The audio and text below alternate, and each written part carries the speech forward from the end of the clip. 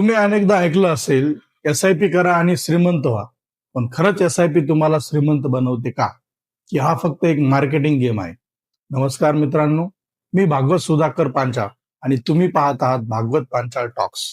आज आपण एस-आय-पी बद्दल सगळं खरं आणि स्पष्ट समजून घेणार आहोत. मित्रांनो, एस-आय-पी म्हणजे सिस्टमॅटिक इन्व्हेस्टमेंट प्लॅन, म्हणजे दर महिन्याला थोडे थोडे पैसे म्युच्युअल फंडमध्ये गुंतवणं. आता इथे मोठा प्रश्न आहे, यात श्रीमंत होणं खरंच शक्य आहे का? तर उत्तर आहे हो, पण लगेच नाही. एस-आय-पी ही कोणालाही कोणतीही जादू योजना नाही, ही एक डिसिप्लिन आहे. तुम्ही जर दर महिन्याला सातत्याने पैसे गुंतवले आणि त्याला वेळ दिला तर कंपाऊंडिंगमुळे तुमचे पैसे वाढतात. उदाहरण म्हणून बघा, जर तुम्ही दर महिन्याला 5,000 रुपये एस-आय-पी मध्ये टाकले आणि 12% ऍव्हरेज रिटर्न मिळाला तर 20 वर्षानंतर तुम्ही जवळपास 50 लाखापर्यंत पोहोचू शकता. म्हणजेच तुमचे छोटे छोटे पैसे मोठ्या रकमेत बदलतात. हेच कंपाऊंडिंगचं पॉवर आहे. पण इथे एक गोष्ट लक्षात ठेवा, एस-आय-पी मध्ये रिस्क देखील आहे. मार्केट वर खाली होतं, कधी प्रॉफिट तर कधी लॉस दिसतो. त्यामुळे अनेक लोक घाबरून एस-आय-पी बंद करतात आणि इथेच ते चुकतात.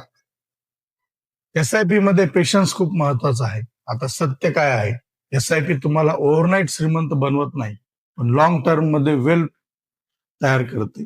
म्हणजेच ही स्लो आणि स्टेडी जर्नी आहे. जर तुम्ही 10-15 वर्ष कन्सिस्टन्सी ठेवली तर एस-आय-पी खूप मोठा फायदा देऊ शकते. आता काय करावं? सर्वात आधी लवकर सुरू करा. जितका जास्त वेळ तितका जास्त फायदा. दुसरं म्हणजे एस-आय-पी कधीही थांबवू नका, अगदी मार्केट डाऊन असताना सुद्धा. आणि तिसरं, तुमच्या इन्कम नुसार अमाऊंट ठेवा, प्रेशर घेऊ नका.